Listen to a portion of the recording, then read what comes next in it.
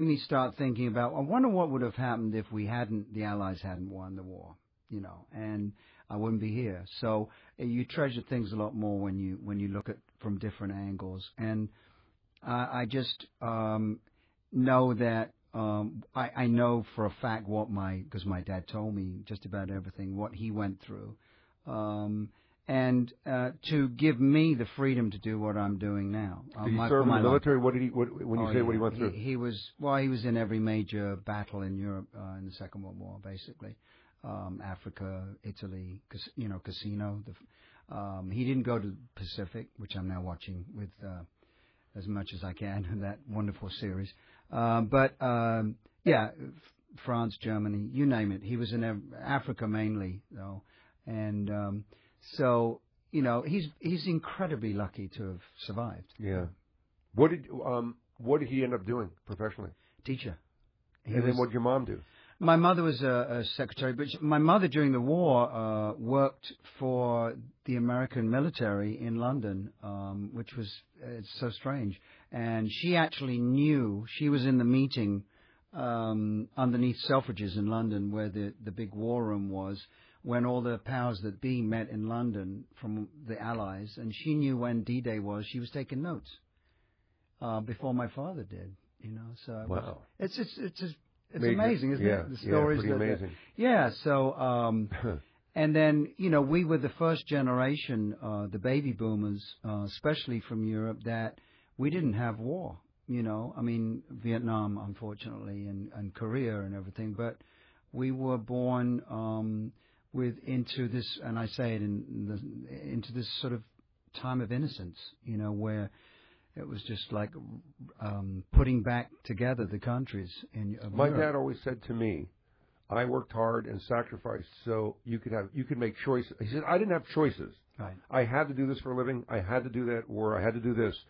You at least, I worked hard so you could have choices. And I look at you and saying you became Peter Frampton because you didn't have to work you didn't have to do something that you were forced to do out of necessity.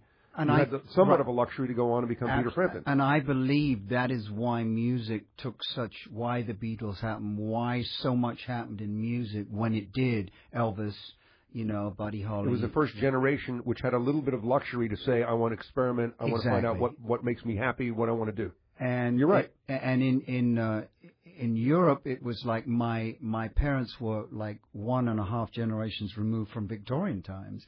So this is now where you were heard and seen and not heard, as a child. But I think that after the 2 wars back to back like that, I think what happened was it's out the window. We're so glad to be alive, and we've been through so much horror. Now it's time to just. And like you say, and we our generation got the freedom, and we were able luxury to be who we wanted to be rather than who we had to be. Yeah, exactly. That was the generation that needed therapy, and we're the generation that went for it. You know what I mean? when you think about it. Yeah. So when did you become Peter Frampton? At what age was the kaboom? When used to be Peter? When did you? Yeah, the box that Peter Frampton came in. When did it blossom? What age? Well, my first band that I was in that was on TV and had a record was The Herd when I was 6. Well, I joined them when I was 16, 18 when we had our first hit. So your parents were around to see the whole. How much? Yes. How much of your deal were they around to see? Only just lost my parents over the last. Oh, that's 3 great. years. Yeah, so they've seen my mum actually was around to see me get my first Grammy in 2006. That's wonderful. So for Fingerprints, the instrumental record. So yeah. Congratulations on that. And now you smile because you get to play with your son, which must be unbelievable. Is he a good player, great player? Yes, he's a wonderful. He's an amazing songwriter, singer, lyricist, guitar player. And we sat down and wrote a couple of songs, and I slipped the demo of the one that I thought was the better of the two that would fit the album. Not trying to push it on Chris Kimsey, who was my co-producer, and he just sort of played it by accident and on purpose that I put it there. And he goes, "What's this?" I said, "That's my son." He said, "I love this track. We've got to put it on." So the most incredible moment for me was calling my son and saying, "Julian, guess what? You're on the album." And then I told him, "And who's your favorite drummer?" Matt Cameron. Well, he's going to play drums on it from Pearl Jam and Soundgarden. So it was a pretty amazing. So it continues. Yeah.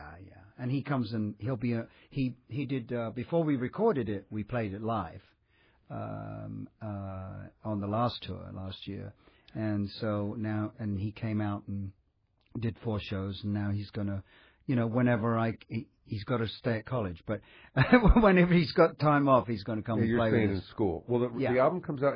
It's out Tuesday. Thank you, Mr. Churchill. Right. And how many people do you think ran out? You probably know the number. If you had a piece of it, ran out after the Frampton Comes Alive album and bought the mouth synthesizer. Oh, I don't know. No, and I wish I'd. Well, I make them now. Can you imagine you had a piece of that? That was a Bob Heil, bless his heart. Heil Sound makes microphones now, and he gave me my very first one, and now Jim Dunlop company makes them for him, but I'm plugging them, but. The best one that's made is called the Frampton. Yeah, why would you even mention hello? Oh, because they, nice people. Yeah. Karma. Yeah. Okay, but the Frampton, you can put that in your mouth if you're a kid and sound like Peter Frampton. Yes, you can. If you can play. No. I've heard people try, by the way, who are really... It's good when you play well and can play what you're singing. It's not so good when you can't. For a bad player, it's bad playing with mouth sounds. Yeah, once you get it, you just got to get it how to do it. It's pretty simple, but some people just don't get it. Yeah, there you go. Peter Frampton, thanks for your time. Thank you. I am thrilled.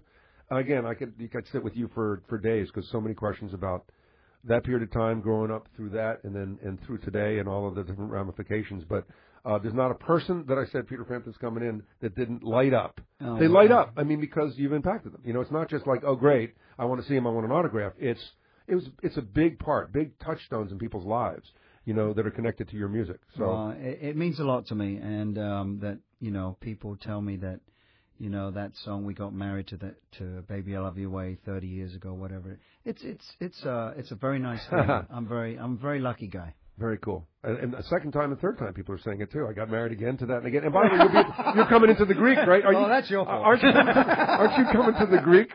Yes, we are playing the Greek. On what's that date? It's I wrote July. It's in July, and I'll say it close to because I'm coming. Okay, I am coming to see you. Yes. Okay. With Yes. We are co-headlining together. 6 weeks of touring the North America. Wow, you can play and watch them fight. I'm kidding. I'm kidding. Not kidding. Not kidding. Who knows if they get together? Thanks so much. You're welcome. Peter Frampton again. It's called Thank You, Mr. Churchill. Tuesday. Oh, yeah, the Greek Theater's right there. July 9th. There you go. With Yes. Okay. We'll be there. Absolutely. So will I. This is Talk Radio 790.